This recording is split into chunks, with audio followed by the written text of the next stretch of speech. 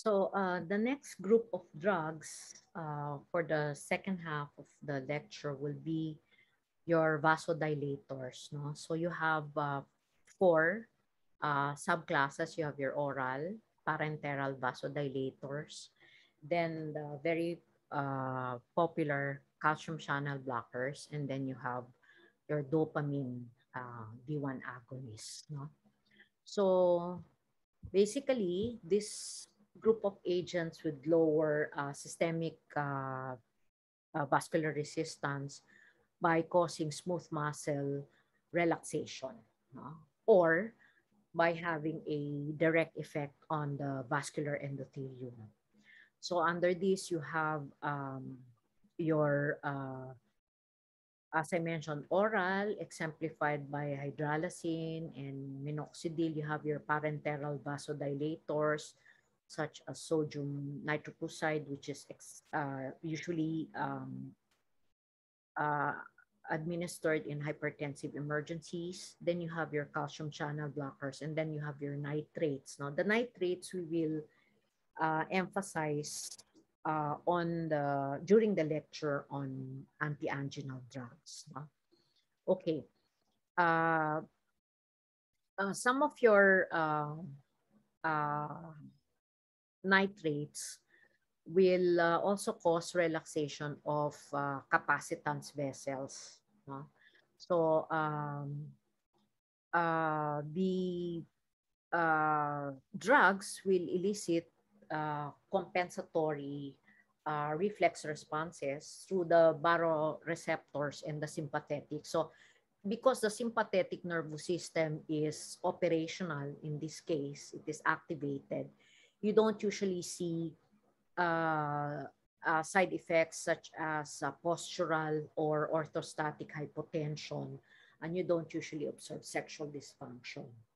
Now, because generally these drugs have these compensatory reflex responses, they are best used with antihypertensives, which have the ability to counter these reflex responses. No, so generally this is how they act. No, so when we talk about nitrates, nitroprusside, and hydralazine, they act on the vascular endothelium to increase its production and release of nitric oxide, which, as we know, is a very potent vasodilator. No? The calcium channel blockers, of course, will block or reduce calcium influx into the cell by blocking calcium channels. Then drugs like minoxidil and dioxazide, which dioxazide is also classified as an IV vasodilator, whereas minoxidil is also considered as an oral vasodilator. They generally act by opening potassium channels. And then, of course, phenoldopham is your prototype of an agent which directly activates dopamine receptor, specifically dopamine 1 receptor. Okay, so let's go to the prototypes under oral vasodilators. Hydralazine is a dilator of the resistance vessel. So it's an arteriolar vasodilator. And often when it's used in practice, it is used in combination with other antihypertensives in severe cases, no? Because monotherapy of hydralazine, unfortunately, is associated with rapid onset of tachyphylaxis. So nawawala agad, nag-wear off agad yung effect, no, ng gamot with especially with prolonged use, no. So one of the pop, uh, group of people that benefited from the addition of hydralazine to therapy for hypertension will be the African American hypertensives with heart failure. No?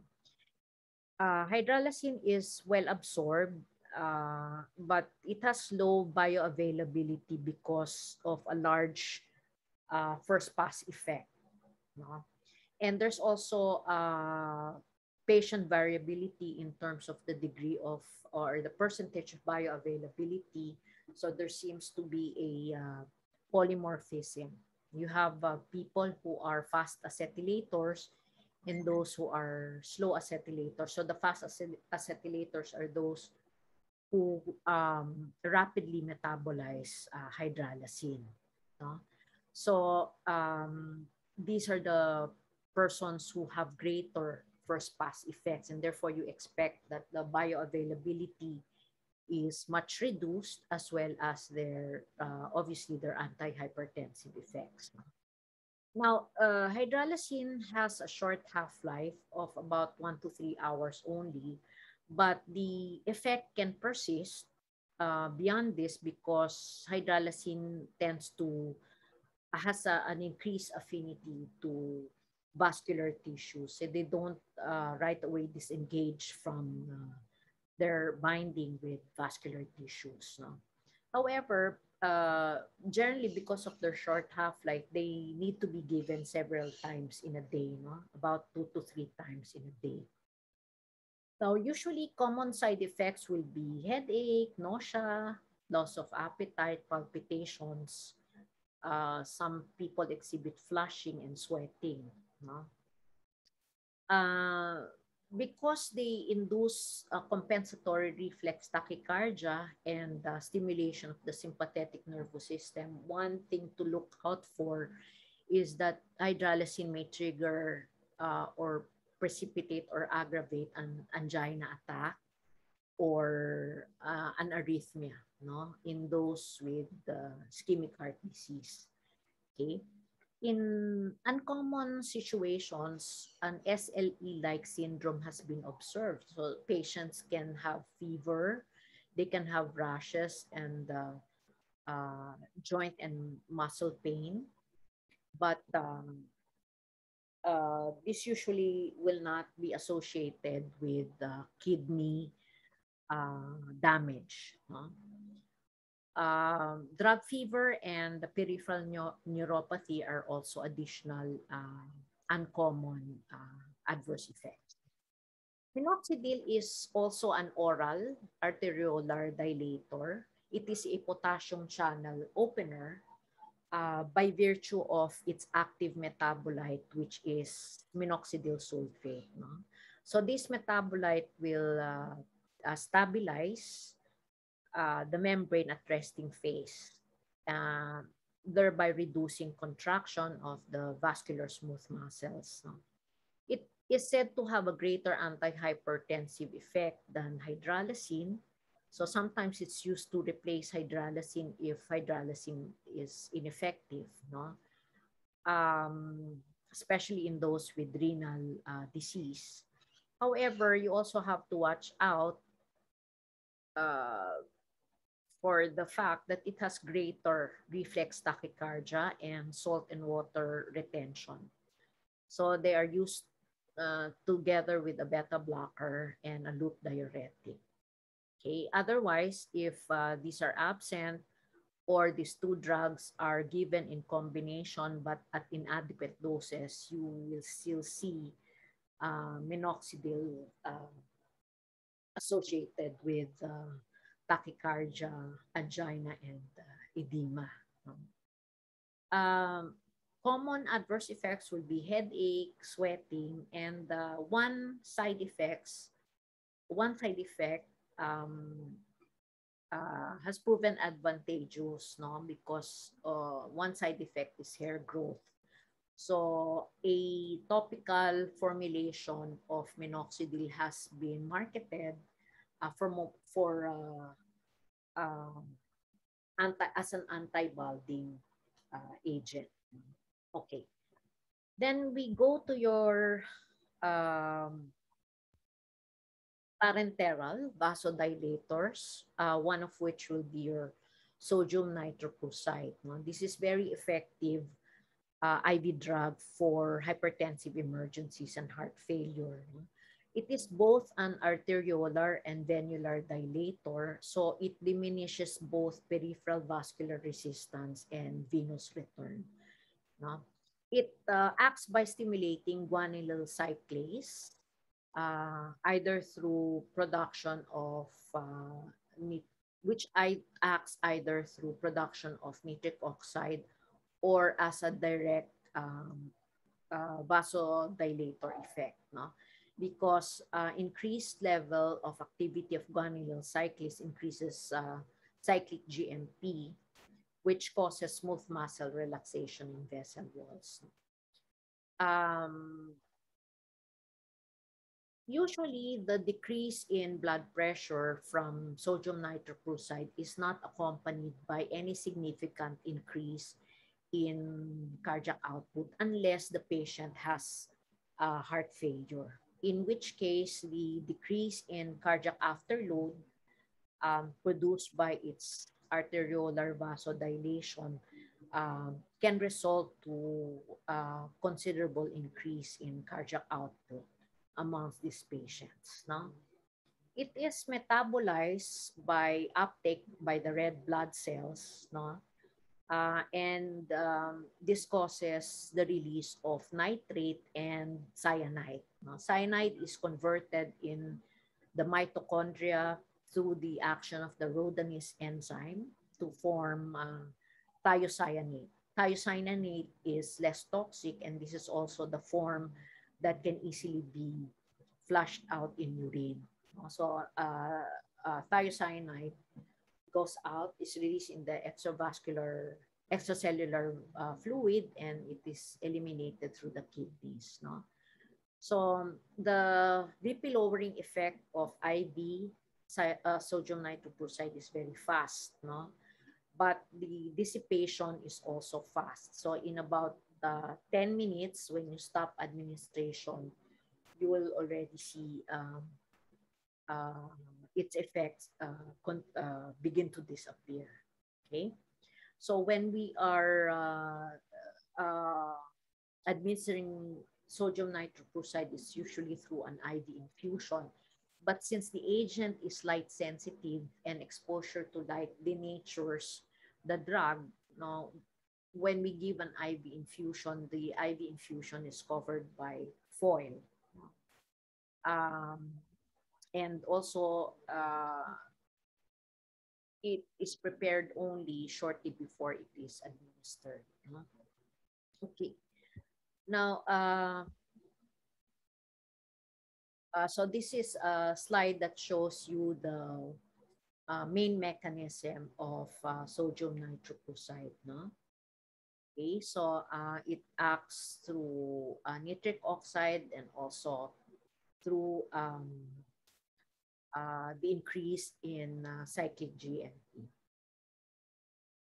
Okay. Toxicities of sodium nitroprusside, well, the most common is excessive hypotension. Then, especially with higher doses, there's also the danger of cyanide accumulation. There could be metabolic acidosis. It can precipitate arrhythmias and death. No? So the metabolite from the red cell, which is thiocyanate, no? If this is increased, such as when you have prolonged administration or when you have renal insufficiency, if thiocyanate increases, then you have the following, no? The following adverse effects that are shown in the slide. Okay, disorientation, psychosis, etc. In uncommon situations, when it is taken up by the red blood cell, no, there is formation of methemoglobin,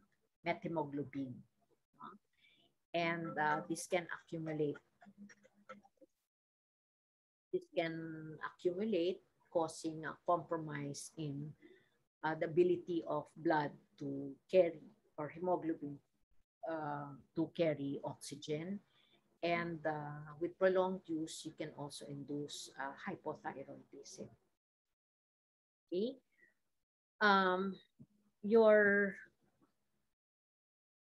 dioxazide is an example of a IV vasodilator. It's an arteriolar vasodilator, um, which acts by virtue of it being a potassium channel opener. No? So it's long acting, and this also used to be um, an drug that is administered for hypertensive emergencies. No?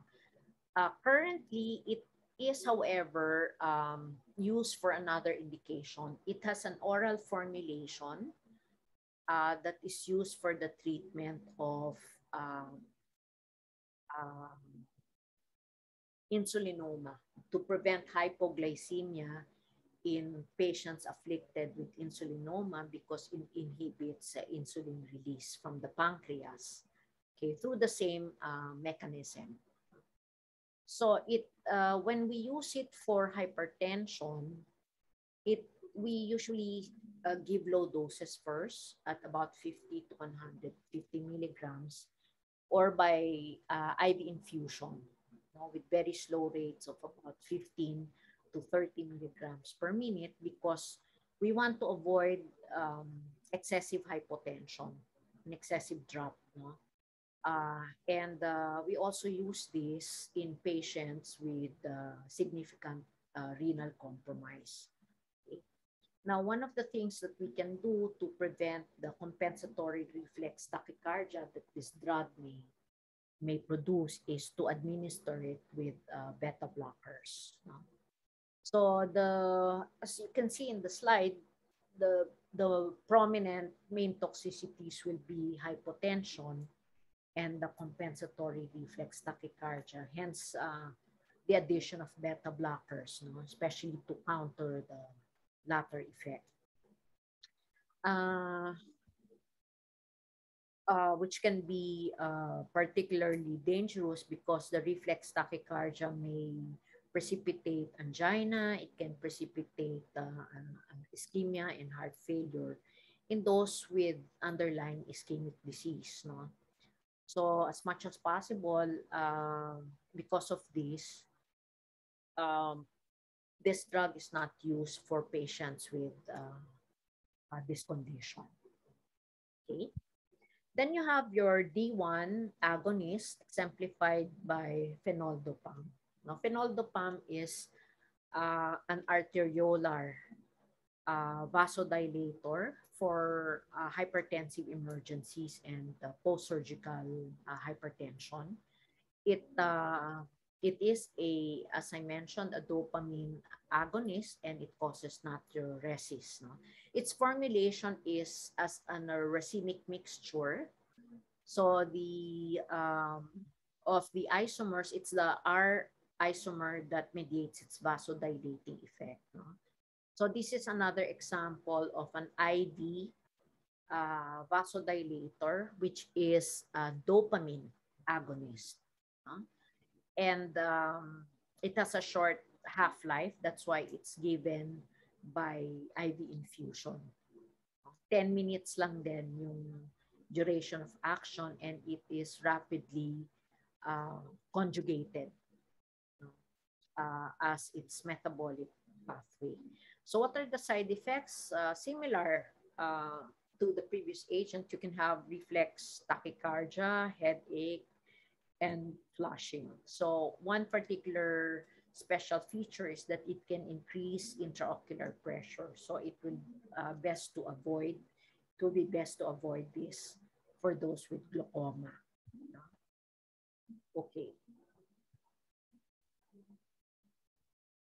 So I just saw this slide in the Google Images, and I wanted to add it here because it might help you remember the various sites of action and mechanisms of action of your vasodilators. No? So when you review this topic, it might be helpful to also view this particular slide. No? It will help you remember.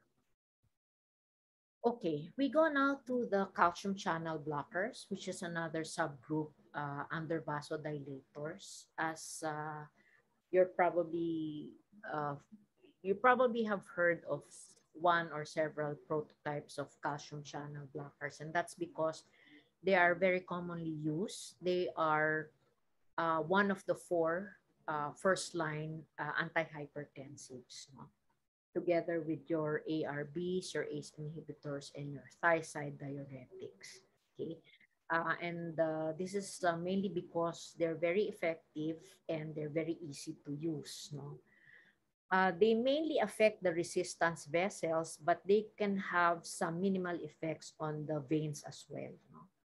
So they bind to the vascular smooth muscles, but they also bind to cardiac myocytes and your conducting system. So they are said to have a positive lusitropic effect. No? So lusitropic means you have a myocardial relaxing effect, no, brought about by their by these agents. So they are very useful in certain types of arrhythmias.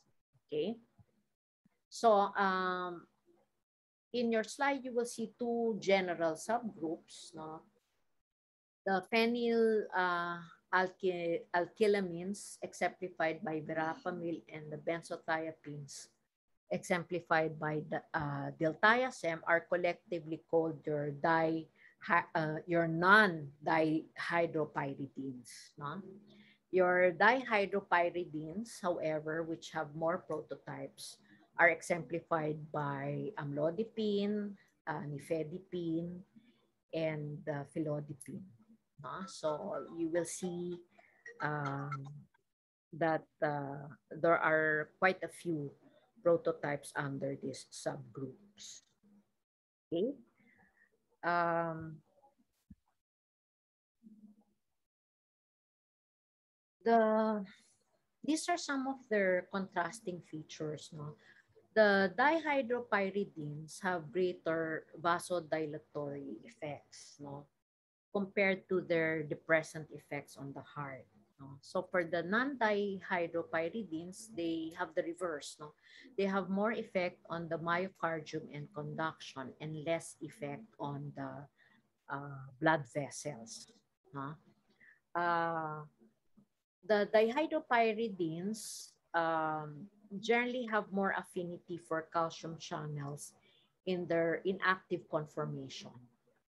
Okay, so the dihydropyridines, um, because of this feature, will have greater effect of vasodilation, no? Because the calcium channels in the vascular smooth muscles will be more in their inactive conformation, and that's the preferential conformation of calcium channels that your dihydropyridines will bind to. In contrast, the non-dihydropyridines will have greater affinity for calcium channels that are in open conformation, no, or open configuration, which are more predominant in the myocardium and the conduction system. That's why their effect will be more of cardiac depressant rather than vasodilation. Although they will also have some vasodilating effect in the same manner that the um, other group will have also cardiac depressant effects. No? So of we rank the cardiodepressant effects, then the most will be obtained from verapamil, followed by diltiazem, followed by your dihydropyridine prototypes. Okay, so as cardiac depressants, the non-dihydropyridines, verapamil, and diltiazem will be more effective as as the heart rate increases. So they're very useful for uh, tachyarrhythmias and other types of certain types of arrhythmias. Okay. The calcium channel blockers are useful in the treatment also of angina. So we will encounter this group of agents again in later on, no, in the topic under angina treatment. Okay, the dose as anti-anginal will be similar to the dose as antihypertensive. I just want to emphasize that there's a certain calcium channel blockers that are not used for hypertension, for maintenance in hypertension, and that will be your short-acting prototypes exemplified by nifedipine, no? Because it has been shown that nifedipine has been linked closely to increased risk of MI, no? When it was used for hypertension maintenance. So its value will be in the treatment of emergency situations wherein you have severe hypertension, uh, rather than as a maintenance agent. For anti-hypertensive maintenance, we use the prototypes with which are longer acting, no? Or those with sustained release formulations. Uh, there's a relatively new prototype which is delivered by intravenous route. This is clevidipine. This is a dihydropyridine that is used uh, to manage hypertension intraoperatively. Okay, so this might help you remember the toxicities and the mechanism of action of calcium channel drugs. No? So they can, the primary toxicity will be extension of its pharmacologic effect, like uh, hypotension, bradycardia. No, it can precipitate actually an AV block. No? Then patients can complain of headache, abdominal discomfort, and some of the prototypes like verapamil has been associated with peripheral edema. Okay, then you have your RAS modulators, or another name would be your inhibitors of aldosterone. So under this, you have three groups. You have angiotensin converting enzyme inhibitors. Sorry for the spelling.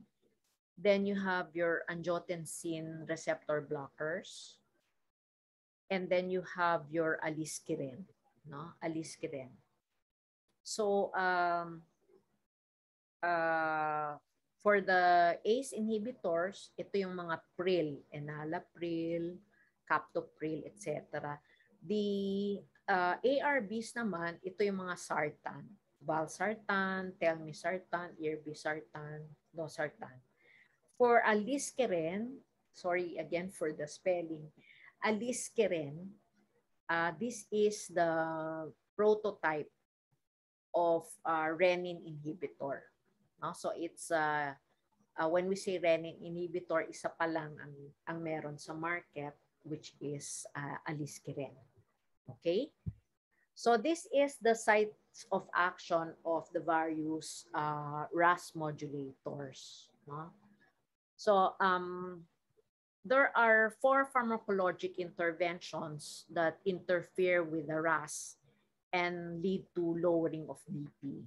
For example, through aliskiren, the renin inhibitor, you can inhibit, obviously, renin activity. So you prevent the synthesis of angiotensin 1. Then for the ACE inhibitors, they inhibit conversion of angiotensin 1 to angiotensin 2. Angiotensin 2 is a very potent vasoconstrictor. Then you have your competitive antagonist at the aldosterone or the angiotensin receptor blocker, or your ARBs. And then you have antagonism of your mineralocorticoid receptor. So you block the aldosterone action on the collecting ducts, and this is exemplified by your potassium sparing diuretics, which we have encountered in the first part of the lecture. No? Okay. So let's talk about aliskiren. Aliskiren is, as I mentioned, the only oral renin inhibitor prototype. No? It blocks the active binding site of renin, and by this action, it inhibits conversion of angiotensinogen to angiotensin 1. This is the rate-limiting step in the RAS cascade, if you recall. No? And so this leads to lowering of blood pressure. So aliskiren is used for hypertensives with renal insufficiency. So for those with renal insufficiency, um, this has been added as combination therapy. Uh, it has been approved for combination therapy with thiazides, no? And the one upside about aliskiren is that it has been shown to uh, delay progression of heart failure and chronic kidney disease. It is, remember this, your three RAS modulators are never used in combination together. So aliskiren is not combined with ACE inhibitors or with ARBs. No? ARBs are not combined with ACE inhibitors, no, and etc. So hindi silang tatlo, you cannot use them together in combination therapy because it has been shown that such combinations may worsen kidney function or precipitate hypotension and hyperkalemia. No? So they're also avoided in pregnant women because they are proven teratogens. No? So the ACE inhibitors are drugs that inhibit the enzyme dipeptidase. So you have inhibition of conversion of angiotensin 1 to angiotensin 2, which is your vasoconstrictor. No? So it also diminishes the synthesis of aldosterone and the renal reabsorption of sodium chloride in the proximal convoluted tubules. No? As well as the release of ADH. So as an added effect, these agents will also increase the levels of bradykinin. No? Bradykinin can cause vasodilation by increasing the release of nitric oxide and prostacyclin from vascular epithelium. No?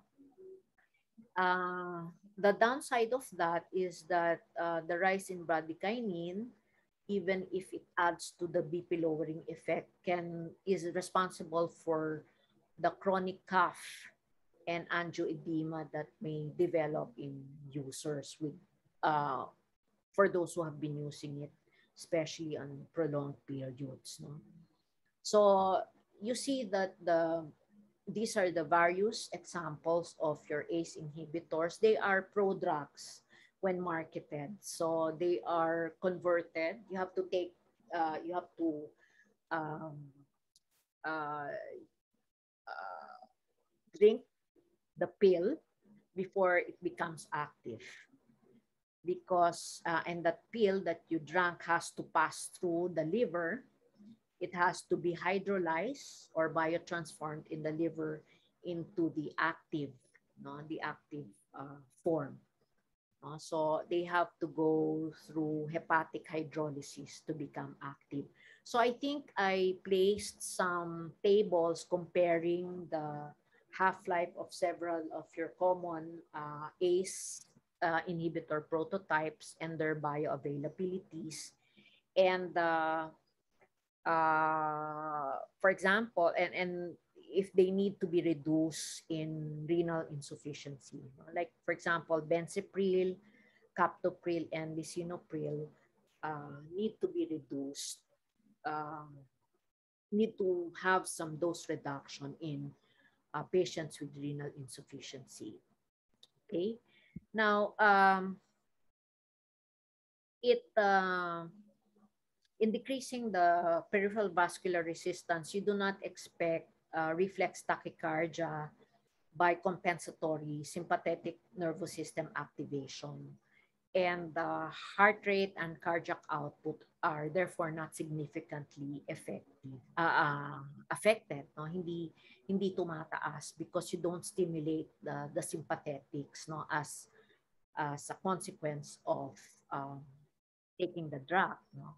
So ACE inhibitors generally are safe in patients with ischemic heart disease. No? Um, the absence of reflex tachycardia is also attributed to enhanced parasympathetic activity or a resetting of your baroreceptors at a lower level. Okay, so these agents will benefit also those with chronic renal disease because they have been found to reduce proteinuria and stabilize kidney function. Okay, so parang nakakalito because in some situations they may aggravate kidney disease, especially when there's already advanced renal insufficiency. But when used early in treatment, they may be beneficial because they have been shown to reduce proteinuria and stabilize kidney function. So in this sense, they are recommended for patients with diabetes, even in the absence of hypertension, because they are have been shown to delay development or progression of diabetic nephropathy. Okay, um, this particular advantage from the ACE inhibitor uh, will be because of their ability to reduce the glomerular afferent arteriolar resistance. So what does it mean? When glomerular afferent arterial resistance is reduced, you reduce the glomerular capillary pressure. Okay. Additionally, your ACE inhibitors are also useful in heart failure and in those who have had just suffered MI, no? Because they can also reduce the incidence or progression of, they can reduce the progression of cardiac dysfunction in the subgroups. No? For those with high cardiovascular risk, some studies have shown that this use of these agents can reduce the development or the incidence of diabetes mellitus, no? In these patients or in these individuals.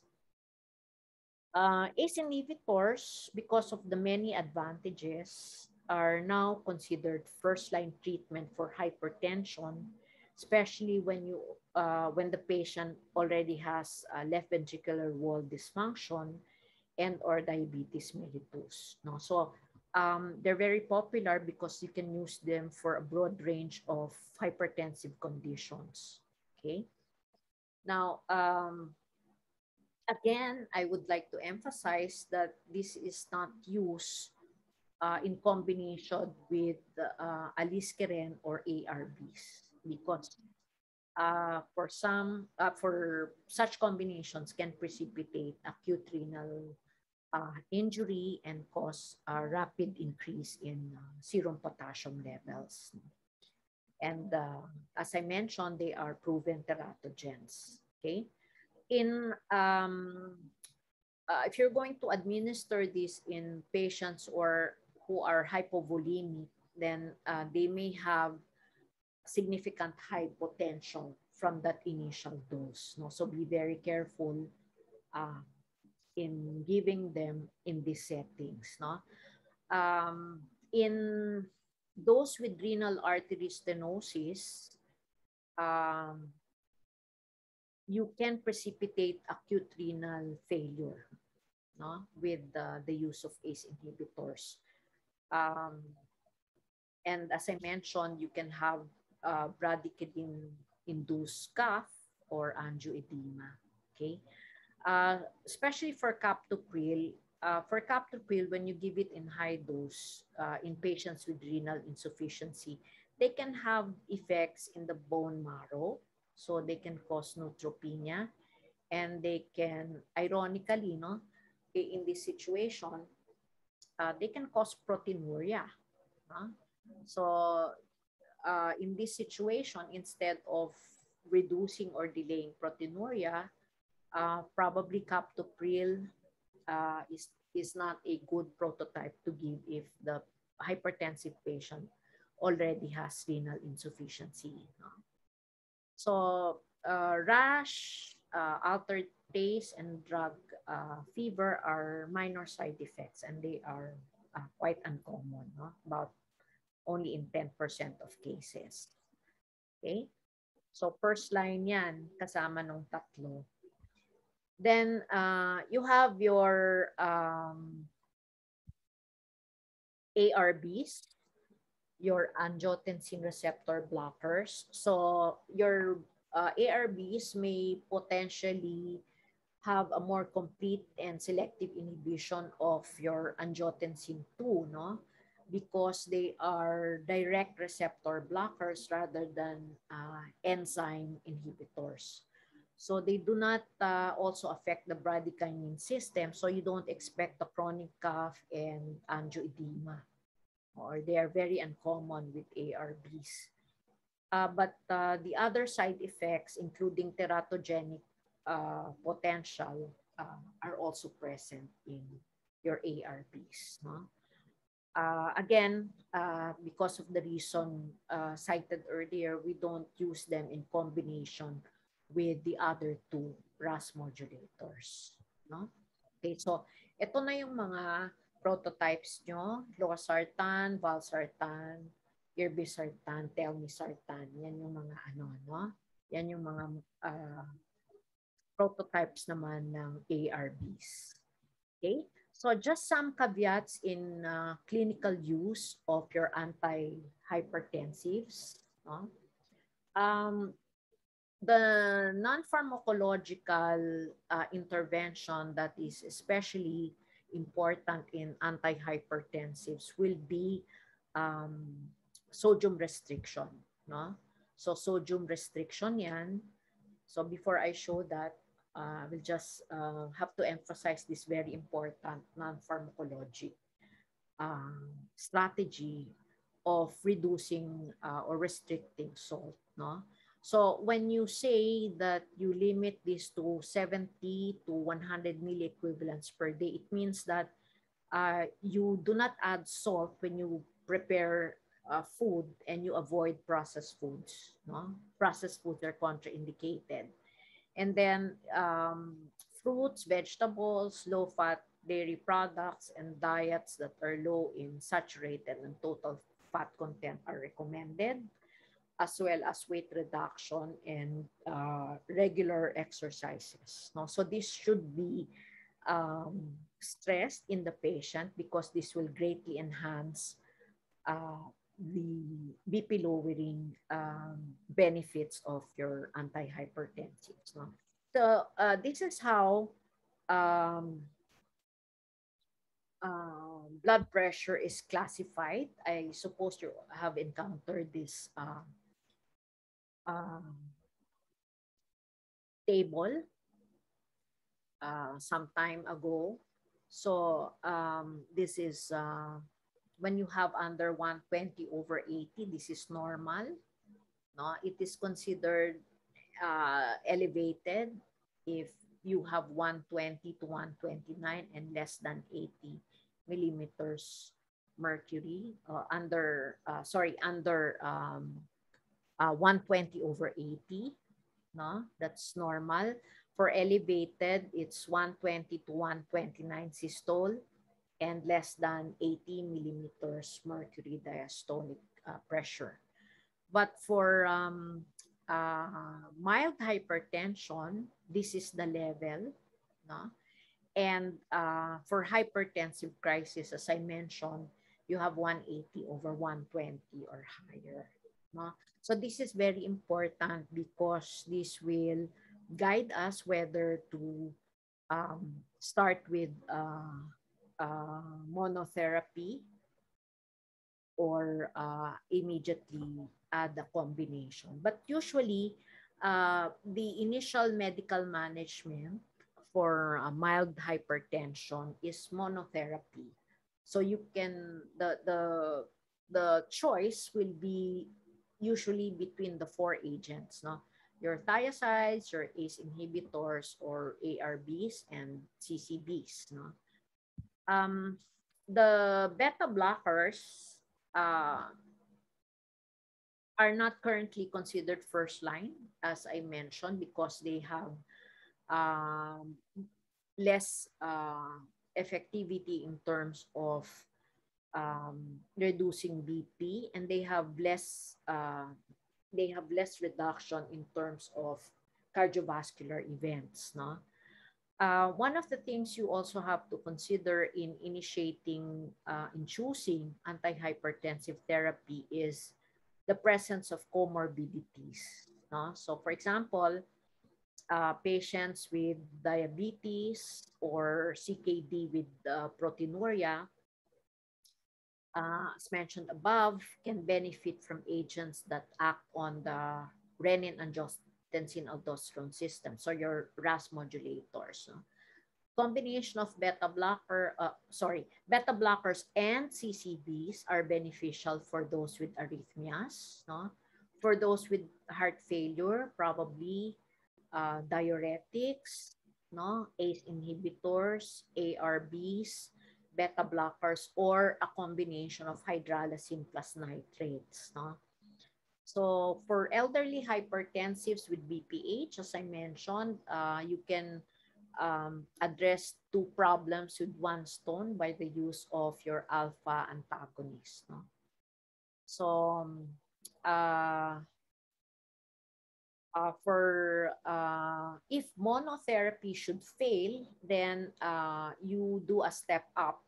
No? So that is you combine several antihypertensive drugs which do not have the same site of action. For example, combination of a diuretic with a CCB or with an ACE inhibitor, no? Or instead of an ACE inhibitor, an ARB.